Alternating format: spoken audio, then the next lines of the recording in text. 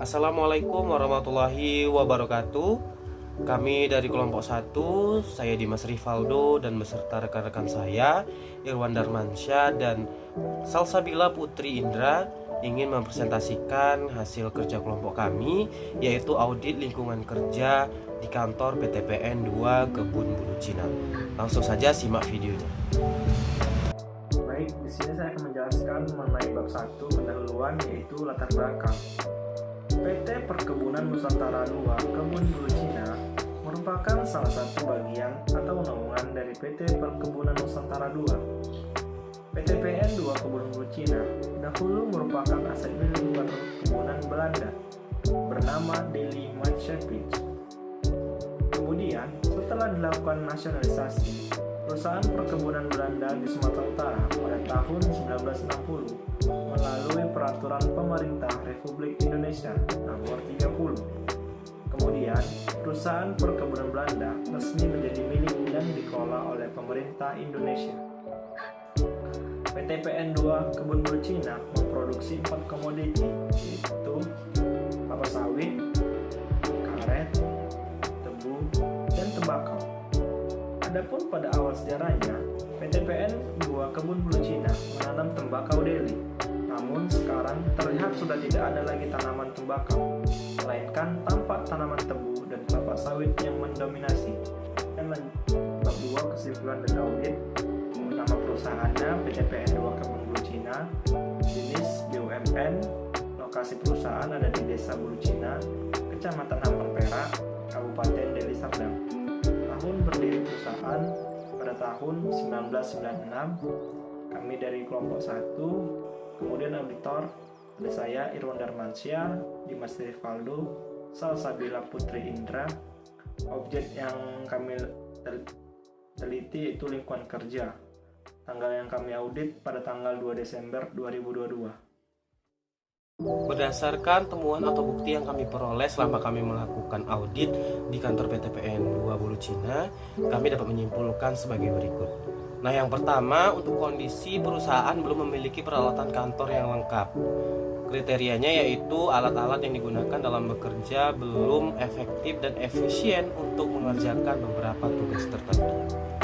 Dan penyebabnya yaitu dana pribadi dari kantor unit tidak mencukupi, sementara sulitnya ACC dana dari kantor pusat.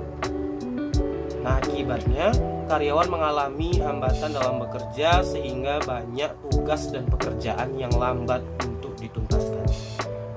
Nah, kondisi yang kedua, kondisi meja dan kursi untuk bekerja kurang layak dan tidak nyaman.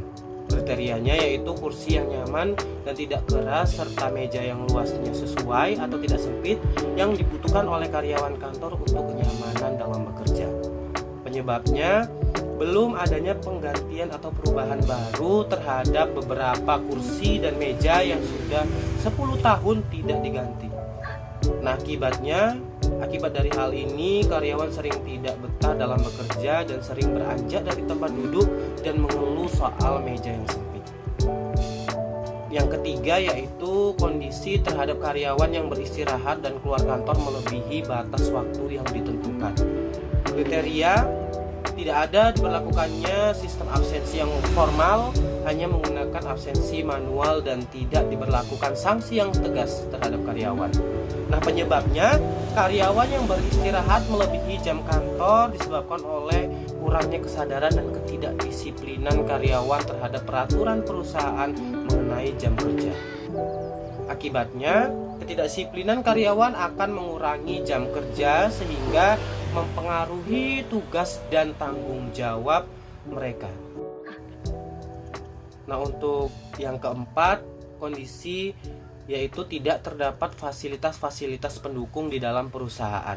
Nah, kriterianya yaitu perlunya fasilitas seperti klinik dan kantin untuk memberikan layanan kesehatan dan kebutuhan karyawan.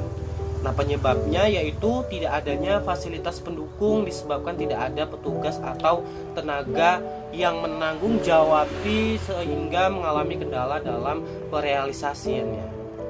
Nah, berakibat karyawan merasa kurang mendapat perhatian jika terjadi hal-hal yang berhubungan dengan kesehatan mereka dan sulit untuk memenuhi kebutuhan pendukung yang dibutuhkan oleh mereka. Nah, kondisi yang kelima yaitu lingkungan kantor yang tidak terjaga kebersihannya.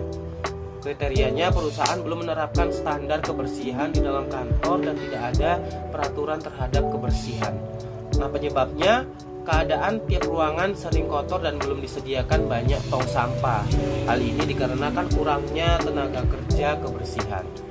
Nah, akibatnya yaitu lingkungan kerja menjadi tidak nyaman dan mengganggu fokus karyawan dalam bekerja. Ingin membahas tentang bab 3 dari rekomendasi pertama, yaitu tentang audit PTPN 2 PT Perkebunan 2 Desa Bulucina. Bab 3, hasil audit yang dilakukan beberapa kelemahan yang harus menjadi perhatian manajemen di masa yang akan datang. Kelemahan ini dapat dikelompokkan menjadi 3. Yang pertama, kelemahan yang terjadi pada lingkungan kerja yang kurang baik di dalam kantor. Selanjutnya, kelemahan yang terjadi pada saat karyawan tidak mampu bekerja dengan baik dan efisien. Dan yang terakhir, kelemahan yang terjadi karena kurangnya dana untuk memfasilitasi kebutuhan-kebutuhan yang ada di dalam perusahaan. Rekomendasi yang kedua, yang pertama, selanjutnya perusahaan harus memiliki kebijakan dalam menyelesaikan permasalahan di lingkungan kerja dan manajer turut partisipasi dalam bentuk pengawasan terhadap apa yang terjadi di lingkungan perusahaan.